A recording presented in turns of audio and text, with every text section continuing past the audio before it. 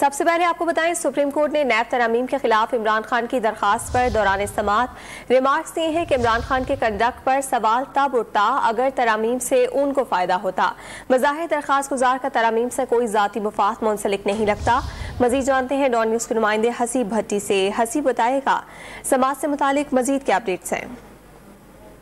देखिए, समाज के आगाज पर जस्टिस मंसूर अली शाह जो बेंच के रुकन है, उन्होंने कुछ सवालात उठाए इमरान खान के कंडक्ट के ऊपर। उनका ये कहना था कि इमरान खान और इनकी पार्टी ने नैब तरमीमी बिल पर वोटिंग से इज्तनाब किया। क्या वोटिंग से इज्तनाब करने वाले का अदालत में हक दावा बनता है? क्या कोई रुकन असम्बली पार्लियामान को खाली छोड़ सकता है? क्या पार्लियामान में करने वाला काम अदालतों में लाना पार्लियामेंट को कमजोर करना नहीं है? इस्तीफा मंजूर न होने का मतलब है कि असम्बली रुकनीत बरकरार है। रुकन असम्बली हल्के के अवाम का नुमाइंदा और उनके एतमाद का अमीन होता है। क्या अवामी एतमाद के अमीन का पार्लियामेंट का बाइकाट करना दुरुस्त है?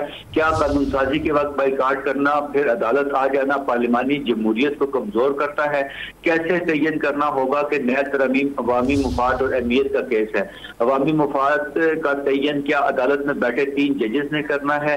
क्या अवाम नैब तरमीम के खिलाफ चीखो पुकार कर रही है? नैब तरमीम कौन से बुनियादी हकूक से मुतसादिल होने की निशानदेही नहीं की गई?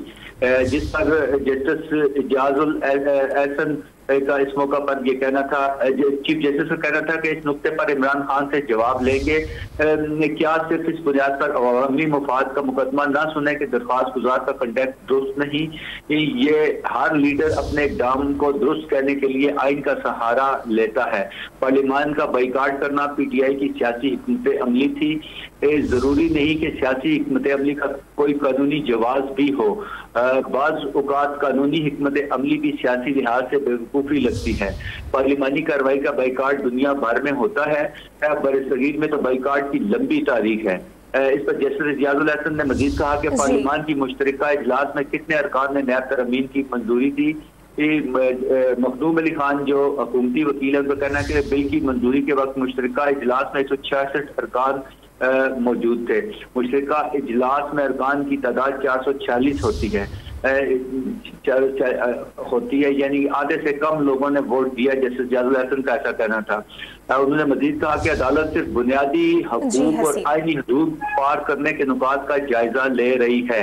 जी, सुप्रीम कोर्ट में नैब तरामीम के खिलाफ दरखास्त पर समाअत हुई है। हसीब भट्टी ने हमें अपडेट किया। आपका बहुत शुक्रिया।